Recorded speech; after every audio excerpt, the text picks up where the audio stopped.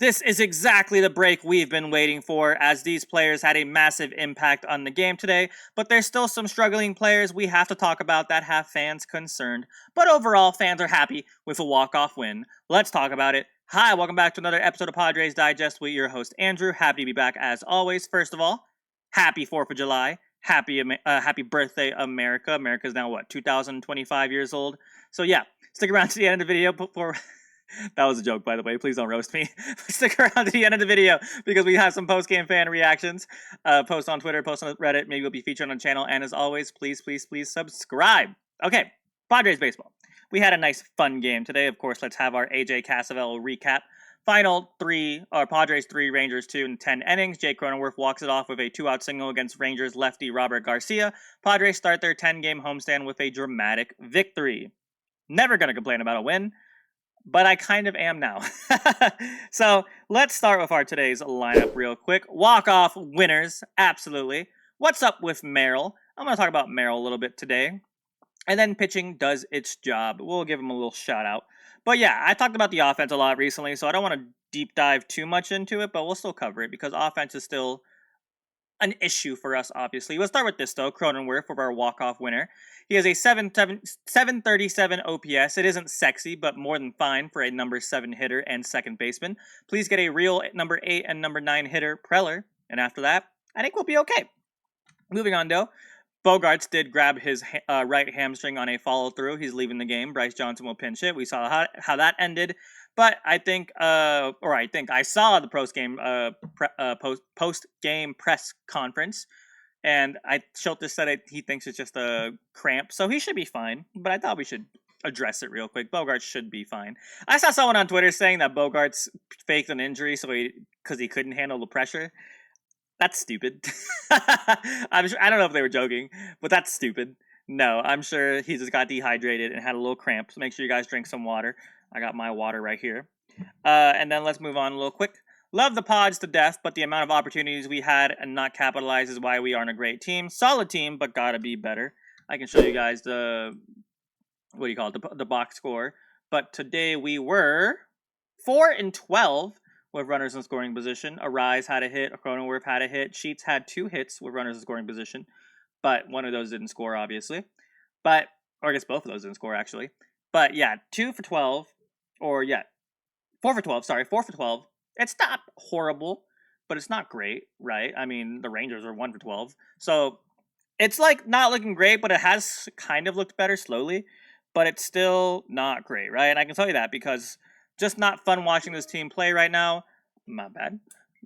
Runs scored last 8. And then including now, it'd be 1, 6, 0, 2, 6, 1, 1, 1, and then 2.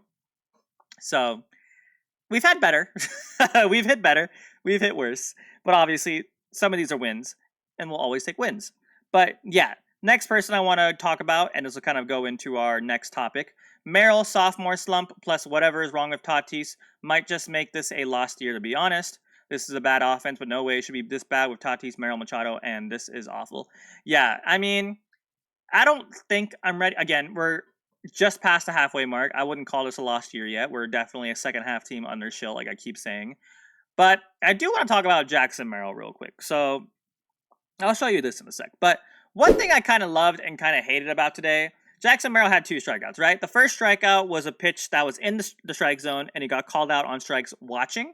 And then the next strikeout was him swinging at a ball that was like at his eyes, and he struck out on that, which he has been doing. I don't actually think that was horrible for Jackson Merrill. I think the more how am I going to explain this without sounding like an idiot? I like when Jackson Merrill strikes out looking because I feel like that if he does it enough times, it'll eventually map out in his head a suitable strike zone. Because we know Jackson Merrill doesn't like walking, right? But he's not hitting super well, which means to get on base, he should try walking more. Because obviously, who doesn't like walks?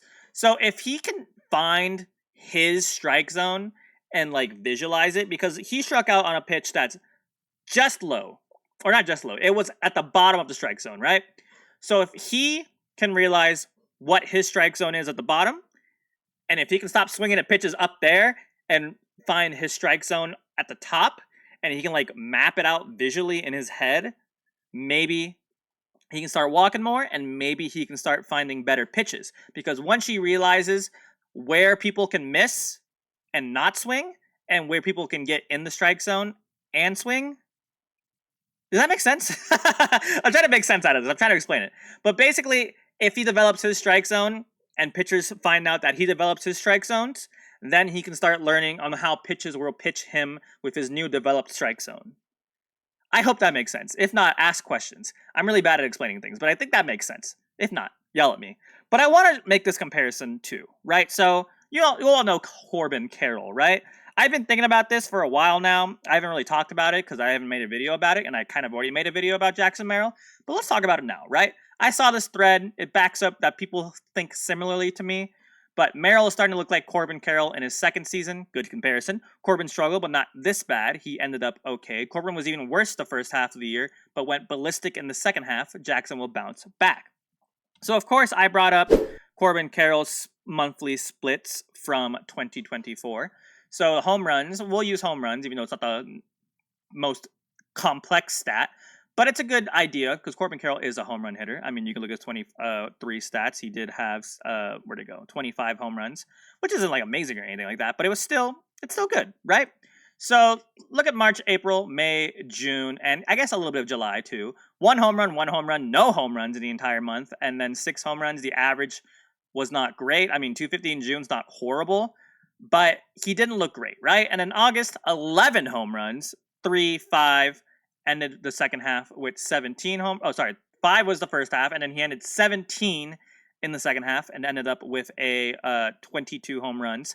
Average wasn't great, right? It was 231. He's obviously done better, but he definitely picked it up in his sophomore year in the second half. So Jackson Merrill, on the other hand, and if you want to look at the advanced stats, feel free. If you want to look at all the rest of the stats, just pause real quick. But let's look at Jackson Merrill's stats now. So one thing I want to look at and point out, first half and second half, Jackson Merrill did have both 12 home runs.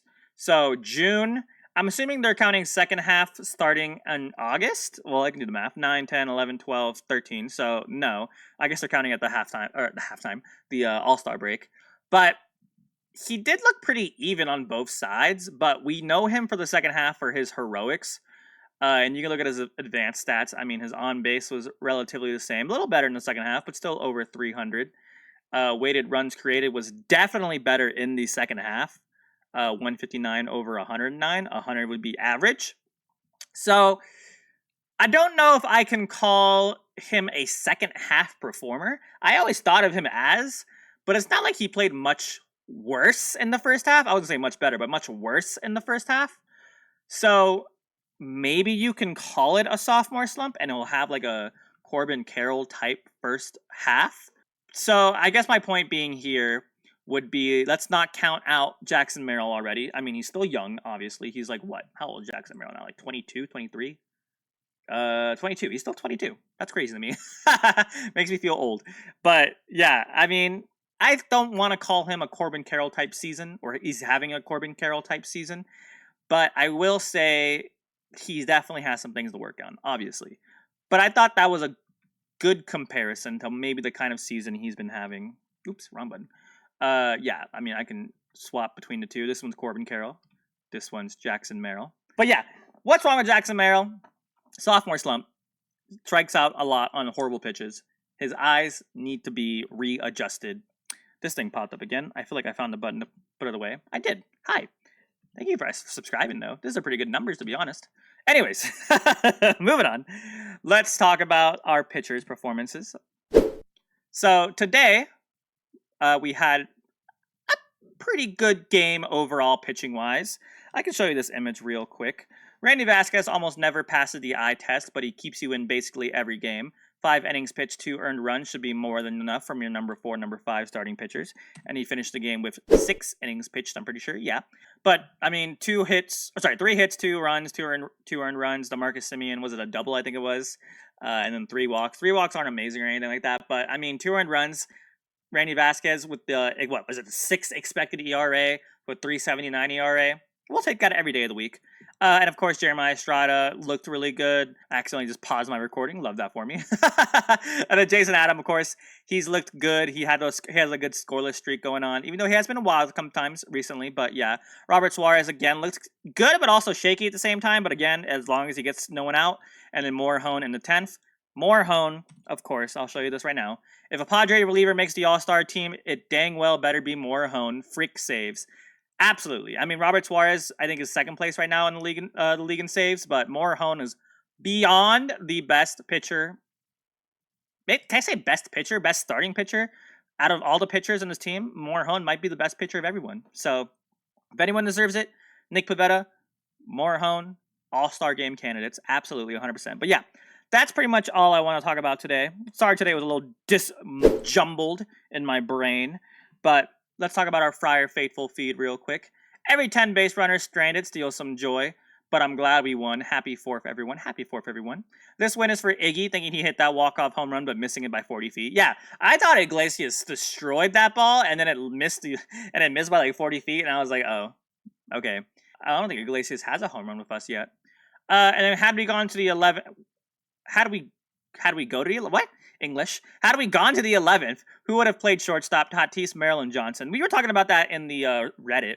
I was thinking at first that Wade would have had because he came as a DH, so he would have had to take the pitcher's spot, and the pitcher would have had the bat in the next inning. But then someone said Sheets first, Arraez second, Cronenworth short, and then Johnson left field, which makes more sense. Obviously, Arraez sucks on second, but you got to do what you got to do. Tatis at shortstop would have been cool, but that would have made not that much sense. I mean, I guess it would have made sense, but I don't know. Tatis is like a plus defender in right field, so I would rather keep him there. But whatever. Hypotheticals don't matter. What does matter is that this is the end of the video. Thank you guys so much for watching. Have a happy 4th of July. Don't get any fireworks accidents. Take care of yourself. Fireworks are dangerous. And let me know how you feel about today's game. Are you happy obviously you're happy you won, but are you upset that the runner's scoring position was pretty bad again? I mean, we had like bases loaded twice, and it didn't turn out super well, but that's our offense right now. But yeah, let me know how you feel. Have a fantastic rest of your day, and as always, go Padres. Please subscribe and goodbye.